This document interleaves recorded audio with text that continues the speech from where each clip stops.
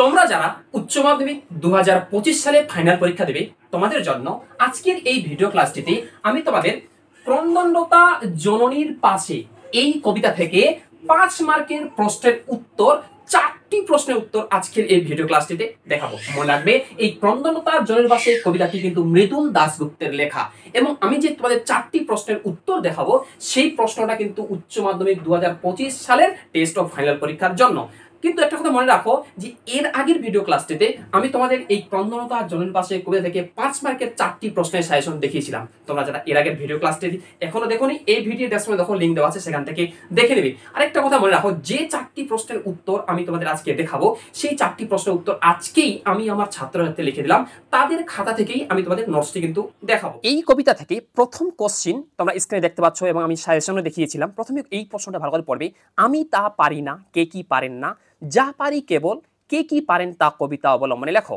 অথবা লাইন তুলে প্রশ্ন এটাও আসতে পারে, সেই কবিতায় জাগে আমার বিবেক আমার বারুদ বিস্ফোরণের আগে। কোন প্রসঙ্গে কবি কথা বলেছেন, এই মন্তব্য কবির কোন মনোভাব প্রকাশিত হয়েছে। আরেকটি অথবা প্রশ্ন আছে, মনে রাখবে এই যে তোমরা দেখতে পাচ্ছ 3টি অথবা প্রশ্ন, এই 3টি অথবা প্রশ্নের উত্তর কিন্তু একটাই হবে। এইভাবে আমি আমার ছাত্রছাত্রীদের লিখিয়েছি এবং তোমরাও কিন্তু এই 3টি প্রশ্নের উত্তর একটাই পড়বে।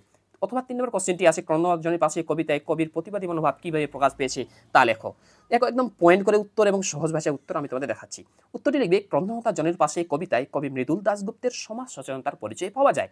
পয়েন্ট করবে উদ্দিষ্ট ব্যক্তি, লিখবে কবি মৃদুল দাশগুপ্ত নিজেই তার না পারার কথা বলেছেন।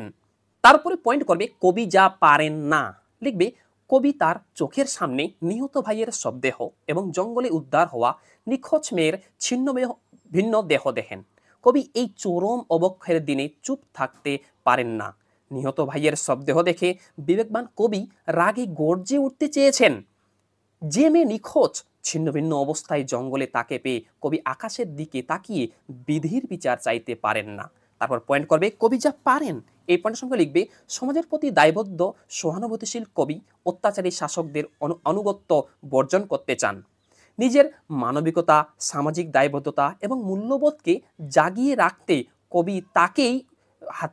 কবিতাকেই হাতিয়ার করেন কবি।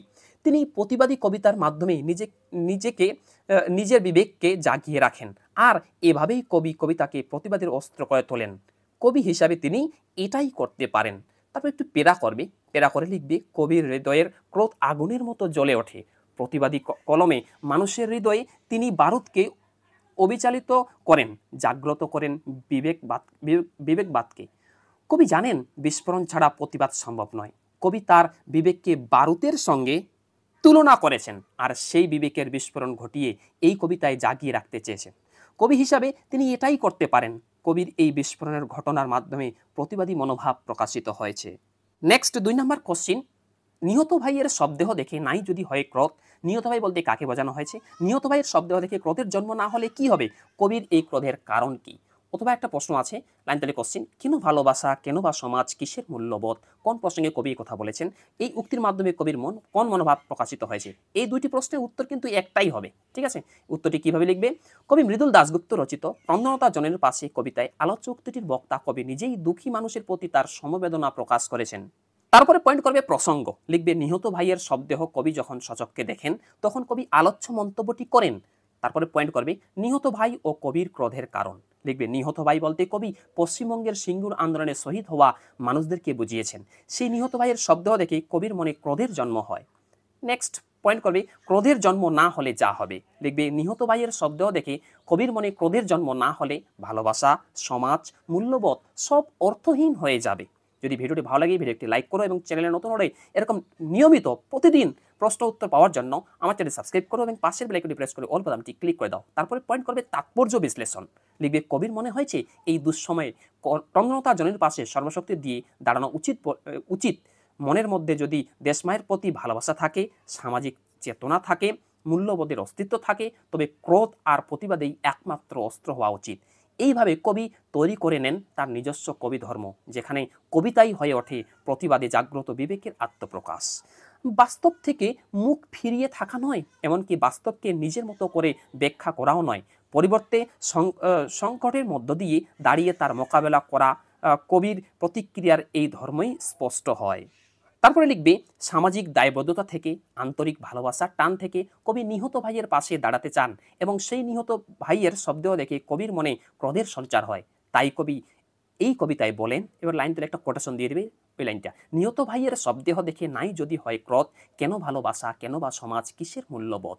এই হয়ে গেল 2টি প্রশ্নের উত্তর। 3 নম্বর কোশ্চেনটি আমি আমার ছাত্রদের লিখিয়েছি। দেখো লাইন তুলে কোশ্চেন, ক্রন্দনতা জননীর পাশে এখন যদি না থাকি, এখন বলতে কোন সময়ের কথা বলা হয়েছে, সেই সময় জননী ক্রন্দনতা কেন, কবি কিভাবে সেই জননীর পাশে থাকতে চেয়েছেন। অথবা প্রশ্নটা আছে দেখতে পাচ্ছ, ক্রন্দনতা জননীর পাশে কবিতায় জননীকে ক্রন্দনতা বলা হয়েছে কেন, কবি এখানে নিজেকে কোন ভূমিকায় দেখতে চেয়েছেন। অথবা আরেকটি প্রশ্ন আছে, এখন যদি না থাকি, এটা লাইন, কে কার পাশে কেন থাকতে চেয়েছেন, তিনি নিজেকে কোন ভূমিকায় দেখতে চান। তাহলে তোমরা দেখো, প্রথম থেকে দেখো, এই 3টি প্রশ্ন তোমরা দেখতে পাচ্ছ, এই 3টি প্রশ্নের উত্তর কিন্তু একটাই হবে। এইভাবে আমি আমার ছাত্রদের লিখিয়েছি এবং তোমরা উত্তরটি কিভাবে লিখবে দেখো। কবি মৃদুল দাশগুপ্ত রচিত ক্রন্দনতা জননীর পাশে কবিতায় কবি দেখেছেন ক্রন্দনতা জননী ক্রন্দনতা, এখানে জননী বলতে কবির স্বদেশ মাতাকে বোঝানো হয়েছে। তারপর পয়েন্ট করবে উদ্দিষ্ট সময়, লিখবে এখন বলতে শাসকের ষড়যন্ত্র, মানুষ যখন বিপন্ন, নারীরা সুরক্ষিত নয়, দেশের সেই সংকটকালীন সময়কে বোঝানো হয়েছে। তারপরে পয়েন্ট করবে জননীকে ক্রন্দনতা বলার কারণ। এই পয়েন্টের সঙ্গে লিখবে কবি মৃদুল দাশগুপ্ত দেখেছেন তার জননী অর্থাৎ স্বদেশ মাতা ক্রন্দনতা, সেই সময় দেশ জননীর অনেক সন্তানই বিপন্ন। কবি সচক্ষে দেখেছেন নিহত সামাজিক ভাইয়ের মৃতদেহ, তিনি আরও দেখেছেন জঙ্গলে উদ্ধার হওয়া নিখোঁজ মেয়ের ছিন্নভিন্ন দেহ, ফলে তিনি ক্রুদ্ধ হয়েছেন বারবার। তার মনে হয়েছে এরপরেও বিধির দোহাই দিয়ে চুপ করে থাকা যাবে না, তাহলে মানুষের অন্তরের মনুষ্যত্ব, ভালোবাসা, মূল্যবোধ সব অর্থহীন হয়ে যাবে। মৃত্যু, রক্তপাত আসলে বিপন্ন মানুষের যন্ত্রণার অশ্রুপাত। সন্তানের এই দুর্দশা দেখে দেশ জননী স্থির থাকতে পারেননি, তাই জননীকে ক্রন্দনতা বলা হয়েছে। এবার তারপরে পয়েন্ট করবে জননীর প্রতি কবির ভূমিকা।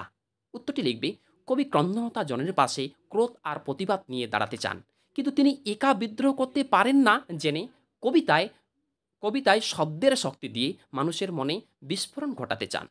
কবি মনে করেন এই সংকটের সময় মানুষের বিবেককে জাগ্রত করা উচিত, তাই কবি তার শিল্প সৃষ্টির মাধ্যমে সমাজের মূল্যকে জাগিয়ে তুলতে চান। কবির বিবেক স্বদেশ মাতার প্রতি দায়বদ্ধ থাকতে বাধ্য। মানুষের পাশে দাঁড়ানোই কবির প্রধান দায়িত্ব ও কর্তব্য। এভাবে তিনি ক্রন্দনতা জননীর পাশে নিজেকে দেখতে চান। তারপরে 4 নাম্বার কোশ্চিন দেখো আমি আমার ছাত্রছাত্রীদের কি লিখিয়েছি এবং উত্তরটি একদম সহজ ভাষায় এবং পয়েন্ট করে উত্তর।